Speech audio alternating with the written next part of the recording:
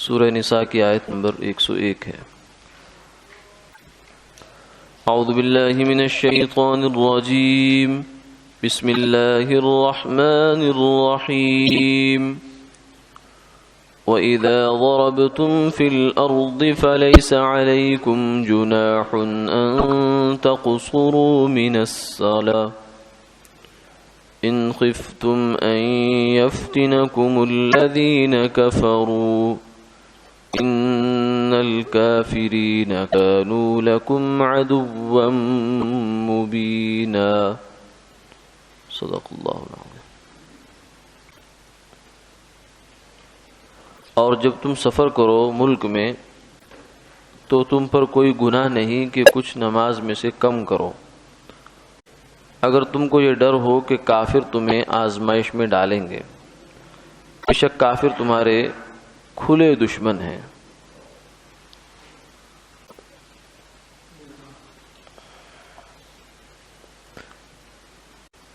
گزشتہ آیات میں جہاد اور پھر اس کے بعد ہجرت کا تذکرہ تھا، اور یہ دونوں کام ایسے ہوتے ہیں کہ جن میں بالعموم سفر سے انسان کو واسطہ پڑتا ہے۔ تو اسی سیاق میں یہ حکم بھی آ گیا کہ جب تم لوگ سفر پہ ہو اور تمہیں یہ اندیشہ ہو کہ کافر تمہیں آزمائش میں ڈالیں گے، امتحان میں ڈالیں گے، تو تم لوگ نماز کو کم کر لیا کرو۔ کم کرنے کا مطلب یہ نہیں ہے کہ 5 کی جگہ 3 نمازیں کر لو یا 2 نمازیں کر لو، نہیں، بلکہ نماز کی جو رکعتیں ہیں اس میں کمی کر لو۔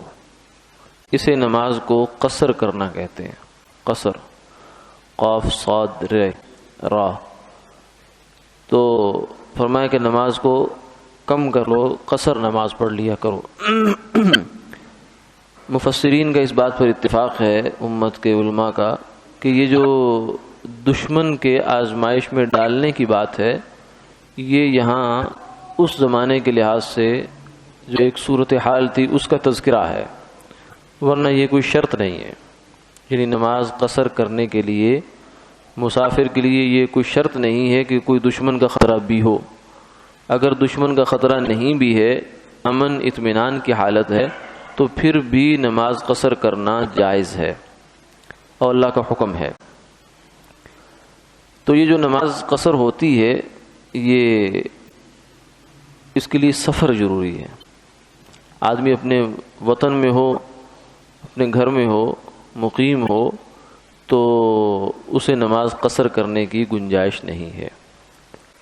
اور سفر جو ہے وہ ویسے تو گھر سے انسان نکلے، تھوڑا سا بھی باہر جائے تو وہ سفر ہے، اور پوری دنیا کا چکر لگا کے واپس آ جائے تو یہ بھی ایک سفر ہے۔ تو کون سا سفر ایسا ہے کہ جس میں شریعت نے یہ رخصت ہمیں دی ہے؟ تو بس اس کے لیے خود حدیث پاک میں جو سفر کی تحدید آئی ہے وہ یہ ہے کہ 3 دن اور 3 رات، یعنی ایسا سفر ہو۔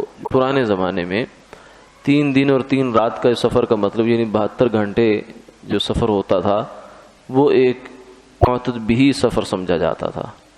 لیکن اس کا یہ مطلب نہیں ہوتا تھا کہ وہ مسافر 3 دن 3 رات جو ہے وہ مسلسل چلتے ہی رہتا ہے، نہیں، بلکہ دن کی ابتدا سے لے کر زوال تک، زوال کے قریب تک جا کر یہ جو وقت ہوتا تھا، عام طور سے قافلے اس وقت میں چلا کرتے تھے، اور پھر آرام کر لیا کرتے تھے، پڑاؤ ڈالا کرتے تھے، پھر رات بھی آرام کرتے تھے، پھر صبح پھر اٹھ کر چل پڑتے تھے۔ تو 3 دن 3 رات کا مطلب یہ اس طریقے سے سفر کرنا ہے۔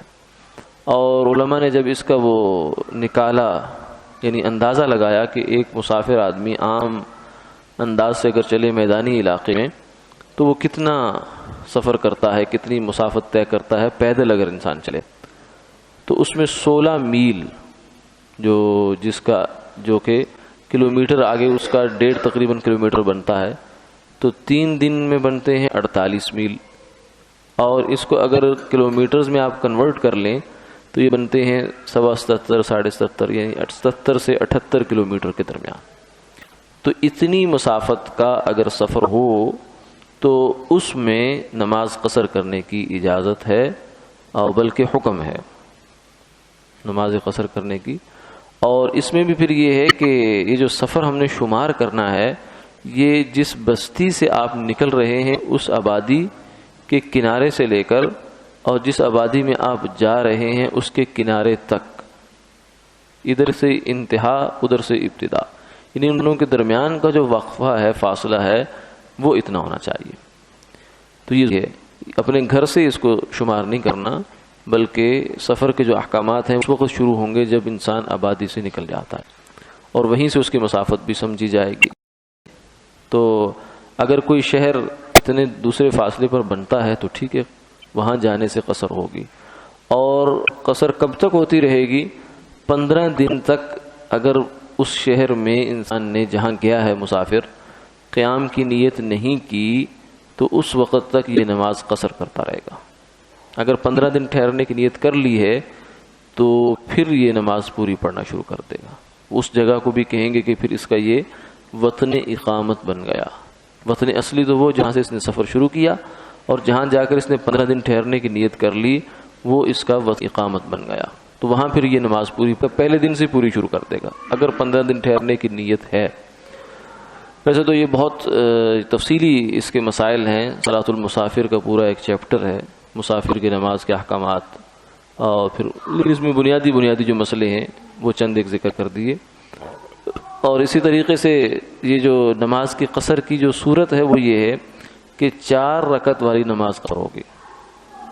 یعنی ظہر میں قصر ہوگی، عصر میں قصر ہوگی، ظہر میں 4 کی بجائے 2 ہو جائیں گی، اور عصر میں بھی 4 کی بجائے 2 ہو جائیں گی، اور عشاء میں بھی 4 کی بجائے 2 ہو جائیں گی.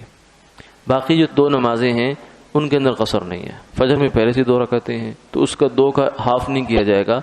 اسی طریقے سے مغرب جو ہے اس میں بھی قصر نہیں ہوگی، اور عشاء کے فرضوں کے ساتھ وطر پڑھنے ضروری ہوں گے، وطر میں بھی قصر نہیں ہے. باقی رہیں سنتیں تو اس میں یہ ہے کہ اگر اطمینان ہو، کوئی جلدی نہیں ہے، کوئی بہت زیادہ تھکاوٹ بھی نہیں ہے سفر کی، تو آپ بآسانی سنتیں پڑھ سکتے ہیں. تو پھر سنتیں پڑھنی چاہیے، سنتیں پھر چھوڑنی نہیں چاہیے اس وجہ سے کہ سفر میں ہے لہذا سنتیں چھوڑ دیں. ہاں اگر جلدی ہے جیسے کوئی اسٹیشن ہے یا ہوائی جہاز میں ہے اور سنتیں پڑھنے سے اندیشہ ہے کہ وقت نکل جائے گا، تو اس صورت میں جو ہے وہ سنتیں چھوڑی جا سکتی ہیں. لیکن فجر کی سنتیں پھر بھی پڑھنی چاہیے، کیونکہ فجر کی سنتوں کا جو تاکید ہے وہ بہت زیادہ ہے. آپ صلی اللہ علیہ وسلم نے بھی فرمایا کہ فجر کی سنتیں نہ چھوڑو چاہے تمہیں گھوڑے روند جائیں. یعنی اس حد تک اس کی تاکید ہے کہ یعنی قریب وہ واجب ہی بن جاتی ہے. واجب کہتے نہیں اس کو اصطلاحاً، یہ ہے کہ تاکید بہت زیادہ ہے. تو فجر کی سنتیں بھی پڑھنی ہیں، وتر بھی، اور باقی فرضوں میں 4 والی نماز 2 ہو جائے گی، اور باقی مغرب جو ہے وہ تو 3 ہی رہے گی. تو یہ جو ہے مسافر کی نماز اس طریقے سے ہوگی.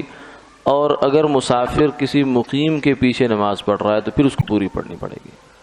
ظہر کی نماز ہے اور مسافرت میں آ گئی ہے، تو ہم تو مسافر ہیں لیکن جس کے پیچھے نماز پڑھ رہے ہیں وہ مقیم ہے، تو اب مقیم والی ہی نماز ہمیں پڑھنی پڑے گی، 4 پوری کرنی پڑے گی. یہ نہیں ہے کہ 2 پڑھ کے ہم سلام پھیر دیں باقی نماز چلتی رہے، یہ نہیں. ہاں اگر مسافر جماعت کروا رہا ہے تو وہ پھر 4 نہیں پڑھے گا، وہ 2 پڑھے گا. 2 پڑھنے کے بعد وہ سلام پھیر دے گا، اور پیچھے اگر کوئی اس مقیم نمازی ہیں تو وہ ان کو اعلان کر دے گا کہ ہم مسافر ہیں، مقیم نمازی اپنی نماز پوری کر لیں. اب یہ جو مقیم نمازی اپنی نماز پوری کریں گے تو اس میں یہ بس کھڑے رہیں گے سیدھے، یہ ایسے ہی ہوں گے جیسے امام کے پیچھے کھڑے ہیں. یعنی امام کے پیچھے جیسے نماز میں جو جہاں پڑھنا ہوتا ہے وہ پڑھیں گے، اس کے علاوہ اپنے پاس سے کچھ نہیں پڑھیں گے. یعنی ایسے نہیں ہوں گے جیسے نماز سے رہ جانے والا آدمی نماز پوری کرتا ہے، وہ تو اپنی گاڑی چلا رہا ہوتا ہے. لیکن جو امام ایسے مسافر کے پیچھے جو مقتدی ہے وہ پھر نماز بس خاموشی سے پوری کرے گا. یعنی کھڑا ہو کر خاموش رہے گا اتنی دیر جتنی دیر میں سورہ فاتحہ پڑھی جاتی ہے یا سورت ملائی جاتی ہے، اتنی دیر خاموش رہ کر پھر رکوع میں چلا جائے گا، رکوع کی تسبیحات کرے گا، پھر آگے سمیع اللہ، پھر اس کے بعد سجدے کی تسبیحات ہوں گی، اور پھر التحیات بھی ہوگی، اور پھر درود پاک اور سلام. اسی طریقے سے اپنی وہ باقی 2 رکعتیں پوری کر کے مقیم آدمی سلام پھیر دے گا. کبھی ایسا اتفاق ہو تو اس مسئلے کو ذہن میں رکھنا چاہیے. تو یہ نماز کی تقریباً جو مسافر کی نماز کے کچھ بنیادی مسئلے ہیں، اور باقی یہ نماز جو قصر ہے اس کے بارے میں آپ صلی اللہ علیہ وسلم نے یہ فرمایا کہ یہ اللہ کی جانب سے رخصت ہے، فقبلوہا، اس کو قبول کرو۔ اور رخصت جو ہوتی ہے یہ اللہ کی جانب سے ایک انعام ہوتا ہے، ایک بندوں کی کمزوری کو دیکھتے ہوئے اللہ کی جانب سے ایک سہولت کا معاملہ ہوتا ہے۔ جب اللہ رخصت دے تو پھر انسان کو رخصت لینی چاہیے، پھر اپنی پہلوانی نہیں دکھانی چاہیے کہ نہیں میں تو نہیں کر سکتا۔ جس معاملے میں اللہ رخصت دے وہاں لے لے، اور جہاں حکم ہو کہ نہیں اب عزیمت پہ چلو، ذرا مجاہدے سے کام لو، مشقت سے کام لو، تو وہاں آدمی پھر مشقت سے بھی کام لے۔ ہمارا مزاج کچھ اس قسم کا واقع ہوا کہ ہم جہاں اللہ رخصت دیتے وہاں تو ہم کہتے نہیں، اور جہاں وہ کہتے ہیں عزیمت سے کام لو وہاں ہم کہتے نہیں اللہ تو غفور الرحیم ہے۔ تو جہاں اس نے غفور الرحیم ہونے کا ہمیں فائدہ دیا ہے وہاں فائدہ لینا چاہیے، اور وہ یہ موقع ہے کہ نماز کے قصر کی رخصت اللہ کی جانب سے فرمایا ہدیہ ہے۔ دوسری چیز جو اس آیت میں ہمارے لیے قابل غور ہے وہ یہ ہے کہ نماز سفر میں بھی معاف نہیں ہے۔ نماز وہ فریضہ ہے اللہ کی جانب سے، اتنا مؤکد اور باتاکید فریضہ ہے کہ سفر میں بھی اس کو معاف نہیں کیا۔ حالانکہ سفر میں آدمی کی کتنی روٹین ہے، معمولات ہیں، وہ اوپر نیچے ہو جاتے ہیں، آرام، اسی لیے آپ نے فرمایا کہ جب تم میں سے السفر قطعۃ من العذاب، سفر جو ہے عذاب کا ایک ٹکڑا ہوتا ہے، تکلیف کا ایک ٹکڑا ہوتا ہے۔ اس میں مسافر کے ساتھ کیا کچھ پیش آئے بیچارے کو کچھ خبر نہیں ہوتی، گھر میں تو ایک اطمینان ہوتا ہے۔